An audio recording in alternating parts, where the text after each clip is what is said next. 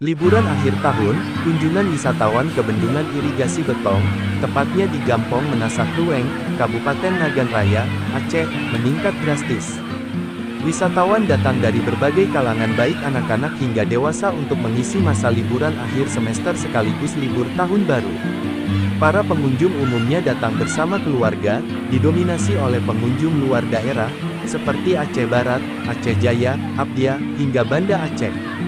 Amatan KBN TV, Rabu tanggal 1 Januari tahun 2025, terlihat jalan masuk menuju wisata Bendungan Irigasi Betong padat, dengan lalu lalang kendaraan roda 2 dan roda 4. Wisatawan asal Kabupaten Aceh Barat, Reza Aulia mengatakan dirinya datang berlibur ke Bendungan Irigasi Betong untuk liburan bersama keluarga.